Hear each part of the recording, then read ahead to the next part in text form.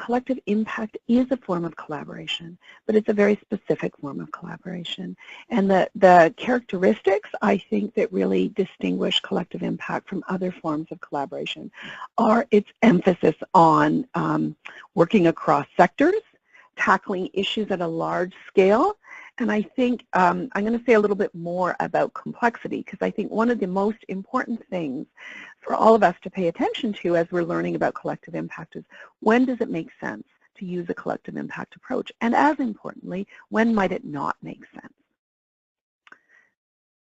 Collective impact, for all the popularity and curiosity about it, because of its effectiveness, really is about remaining focused on the longer term goal and systems change that you are trying to affect, and not expecting that things are going to go off without a hitch, but more importantly, to keep your multi-sector partners all singing from the same songbook as you try things, learn things, and keep adapting.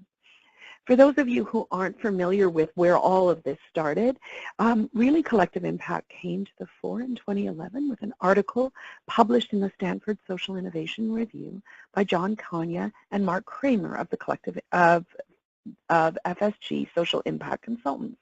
And they talk about, or that part of how they identified the 3 preconditions and 5 conditions of collective impact was that they were hired by philanthropists to do a research piece where the philanthropy network was curious, for all the programs that had been invested in over the years, what kind of lasting impact had those investments made.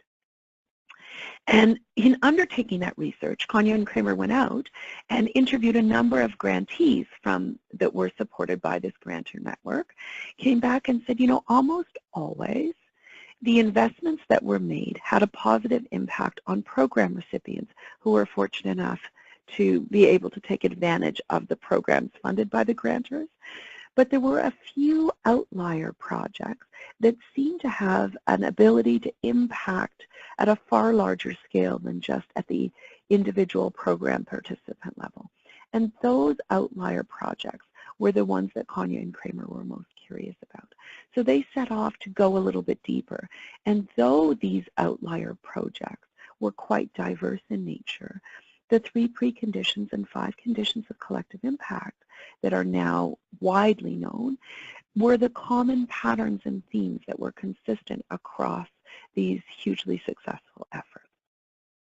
But before we dive into unpacking those, I just want to ground us a little bit in 2 kind of concepts that I think are instrumental in helping you to discern whether collective impact is an approach that makes sense for the change that you're hoping to lead in your communities. The first has to do with collaboration. So, certainly collective impact is a form of collaboration, but not all forms of collaboration are collective impact. What you'll see here on the slide in front of us is a spectrum of options for how different organizations and groups can choose to work together. And right from the far left, acknowledging that there are times when we are actually actively competing with one another. And you'll see as you move along, you can coexist or sometimes communicate and information share. Cooperation tends to be, 2 organizations come together and see that they're serving a number of the same people, so may agree on a common intake process or something like that. Coordination, collaboration, and integration are much more comprehensive approaches for how different organizations and sectors might work together on an issue. And where the red box shows up on this slide is precisely the territory of collective impact. So it is a much more comprehensive commitment to working together across organizations and sectors.